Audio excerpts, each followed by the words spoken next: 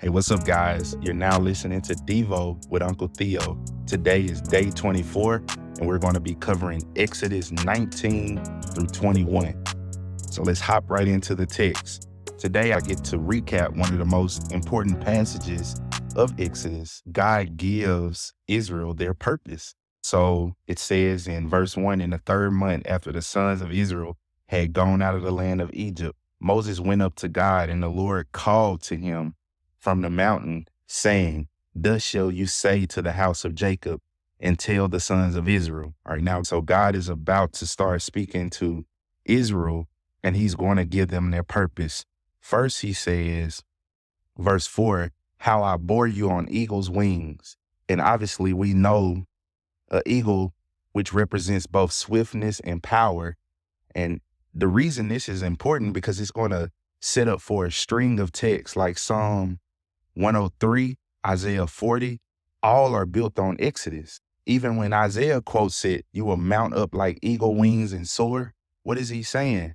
The same God that got you through the first Exodus will get you through the second Exodus. He will do it a second time. And in light of this, I will keep my covenant with you, which leads us to verse 5 and 6.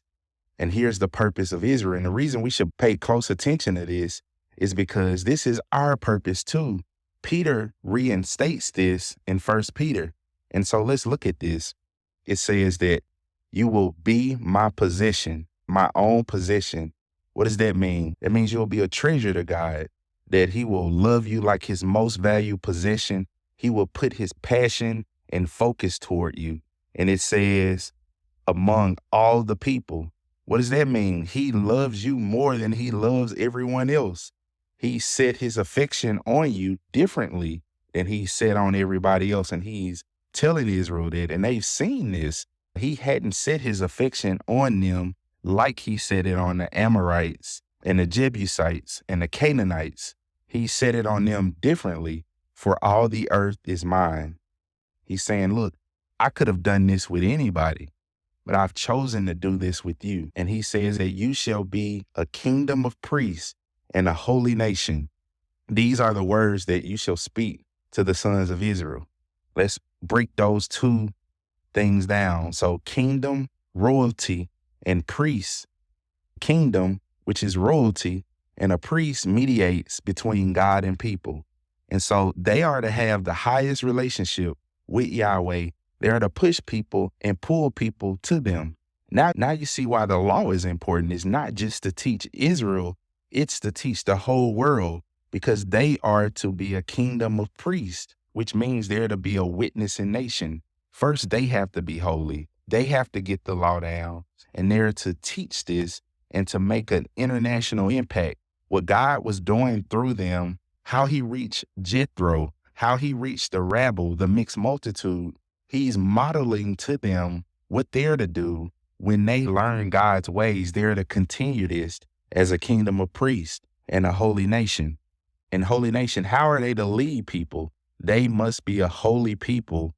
They are to live out the Torah and model it for the people.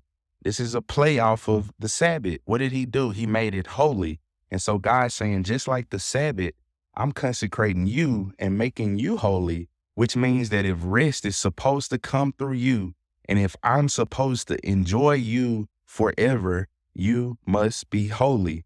This is their purpose.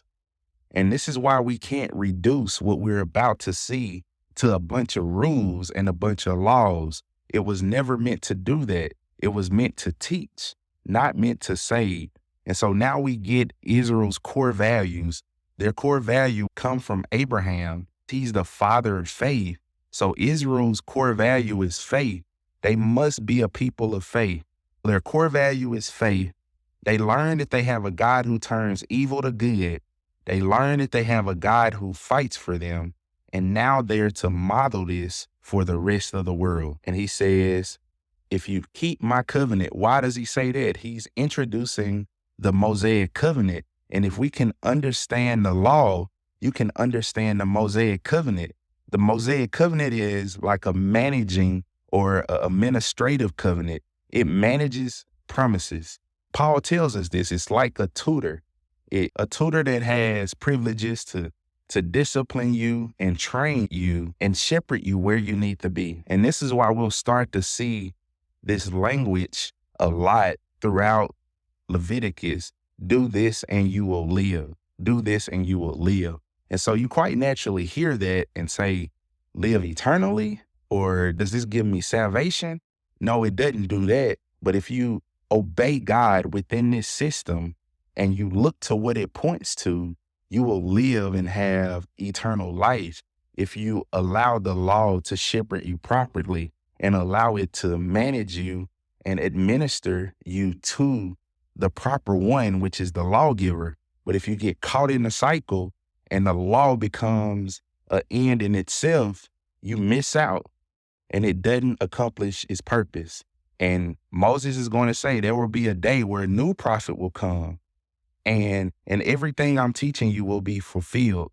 The life preserving sign points to a life preserver. The teaching points to a teacher. And therefore, when the teacher arrives, you need to obey him. So the law wants to make a handoff, like a baton. It wants to hand the baton to Christ, and we must catch it. And so we'll start to learn here that the law is a language. The law communicates. We're going to see things in the law. Do not love sexual immorality. Like the law is going to start taking blood seriously. God is about to start communicating a few things. He's going to communicate certain commands and certain prefaces. And this is what we'll have to learn about the nature of the law. God is going to ask Israel to do certain things that fall under his prefaces, which are a command of preference, which doesn't necessarily attach to morality. This is just how God wants things done as their king. But there are certain commands that'll be attached to morality, which means these reflect God's character, whether inside the covenant or outside the covenant. These cannot be violated. But with inside this managing covenant, these are prefaces that I have. And these are why the dietary laws and the ceremonial laws become important. And you'll start, if you can understand those compartments within the law, it'll help you to understand how the law works. So there's a what in the law, principle, and there's a why in the law, God's character, which is why we say one is the letter of the law and the other is the spirit behind the law. So we need a few examples, and that's what we're going to look at now in the 10 Commandments as we walk into chapter 20. So God is giving the covenant. The mountain is smoking. They are to stone or shoot an arrow if somebody gets too close. And you see the context developing here. Why don't you get close? You don't get close to this thing. You don't get close to this mountain because someone holy is here.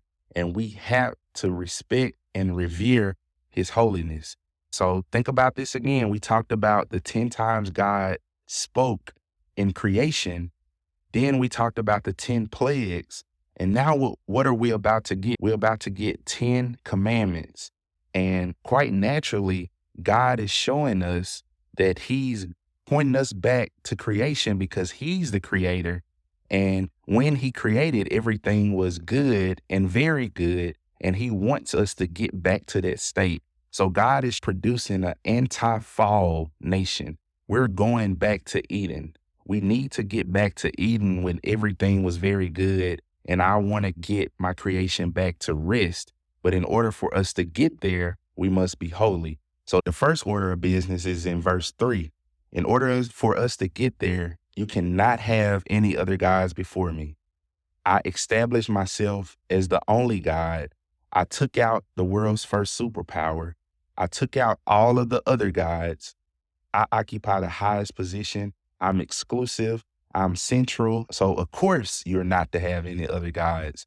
And I want this to sink into our DNA. When we say that Jesus is the only way, we aren't trying to be offensive.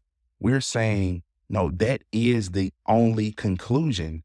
God has throughout human history shown that he's the most high God and that he belongs in a category of his own. And we're simply worshiping him when we do that. We're not leading with defending God. God can defend himself. He's done that. He's a warrior. We are worshiping him because he deserves that spot And when we claim his exclusivity, that is a form of worship. And so quite naturally, you don't make any images in heaven or the earth below. This is creation language. Nobody can go up above to get to God, hence the Tower of Babel, and nobody can bring God down to them. So don't make images. He's in a category of his own. So we don't try to bring him down, or we don't try to get up to him. We allow him to articulate what he desires, and we love him and worship him based on his prescription. So we don't modify God. We maintain a clear distinction between the creator and the creation. Now, there is a comment here that says that he visits the iniquity of the fathers on the children of the third and fourth generations of those who hate me. And this causes a lot of people problems to say, why does God punish the children of the sins of the father? He really doesn't. What he does is he punishes the children who hate me, who continue in the sins of their father. He's not just out here reckless abandonment and just punishing people for the sake of the sins of others. The children are continuing in the sins of the father. And so that punishment is following into the next generation because they're walking in the ways of their parents. And so we have to get that distinction there. Number 3, do not take the Lord's name in vain. He's revealed himself as Elohim in Genesis 1. He's also revealed his character and his name, and we're not to take that in vain. And taking God's name in vain isn't merely using his name as replacement for a curse word.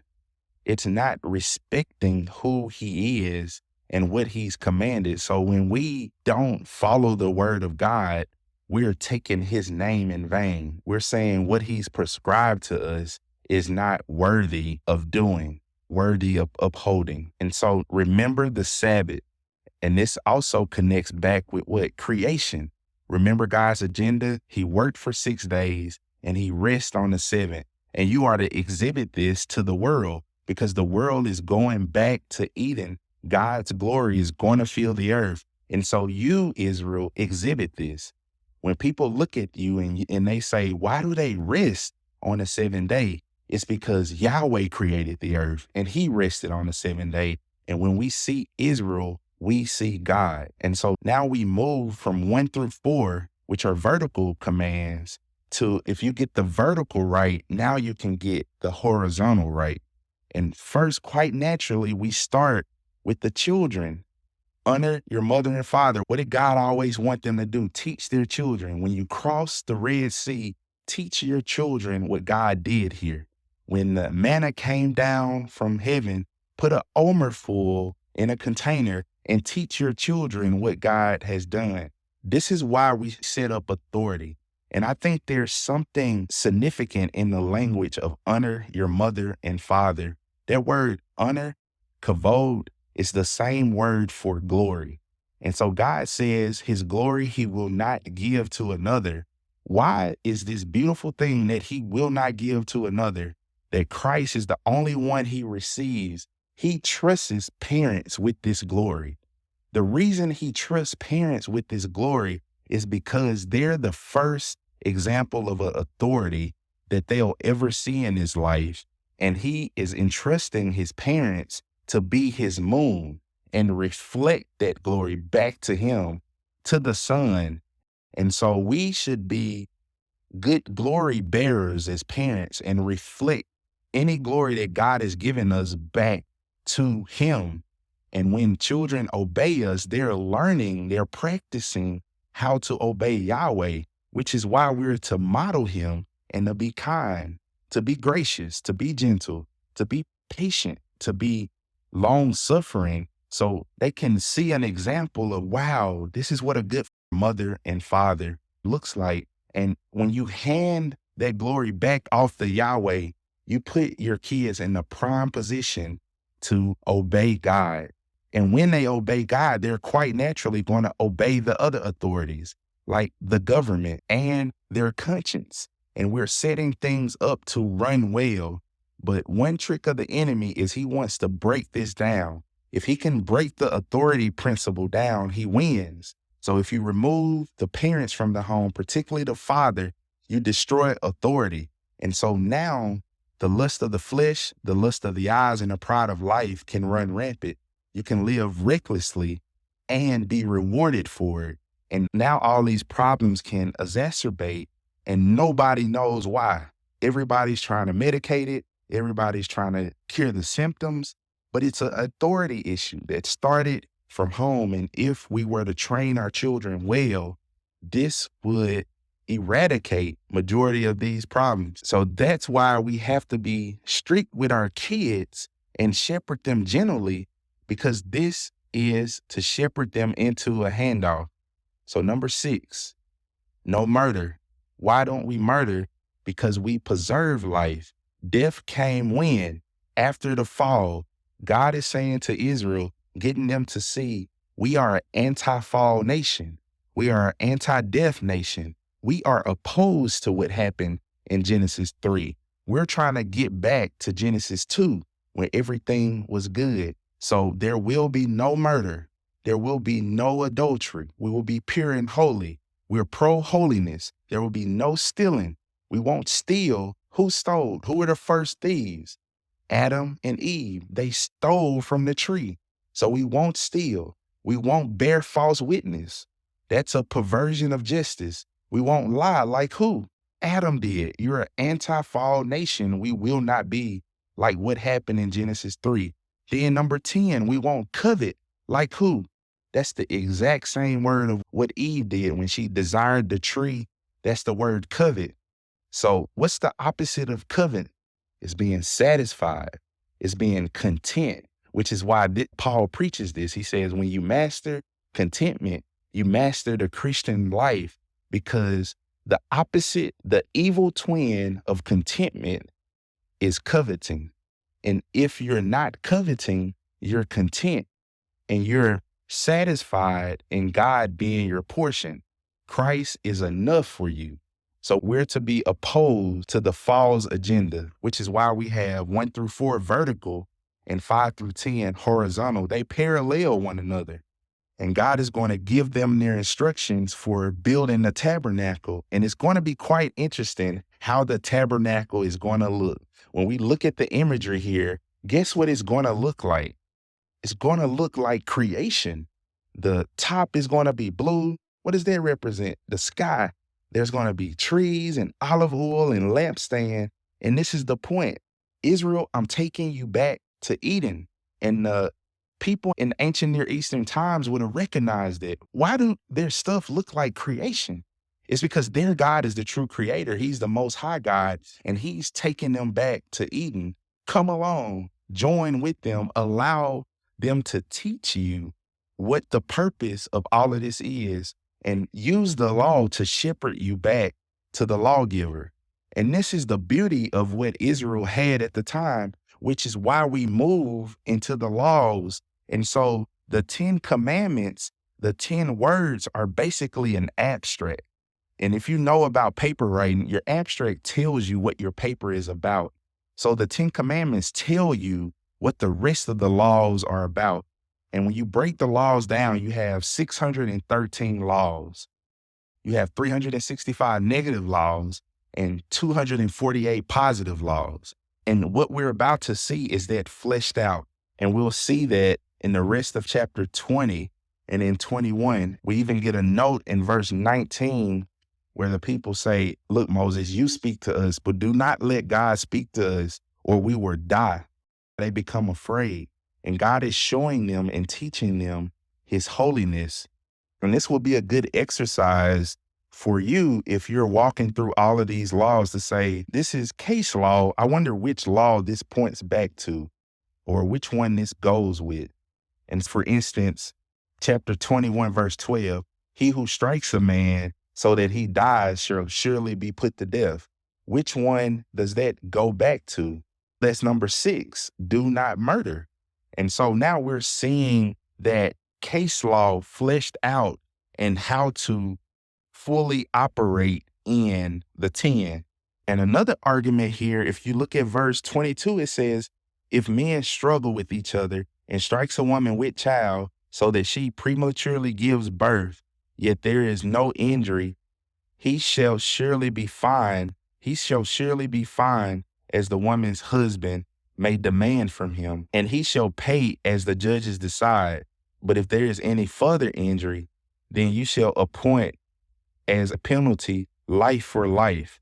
And I think this really drives home the abortion debate, whether a fetus is a person. God is treating a fetus like a person. He's saying that someone should be held accountable for its death or its injury, a life for a life. And God gives us one of the clearest arguments that human life is valuable from not only the womb, but to the tomb. And we'll start to work through these laws more and try to see how they point back to the 10. But I want you to understand that these laws teach, and it should always point us back to the lawgiver. And Israel should have modeled that to say, hey, we serve the Most High God that declared war on the false gods and won, and we will never put anybody else in his category. And he's going to get us back to rest. He's going to get us back to Genesis 2, and we are anti-fall nation, and we are about to proclaim that to the world. We're a kingdom of priests. We're a holy nation. That's our purpose, and let's see if they succeed in that. You all take care. Yeah.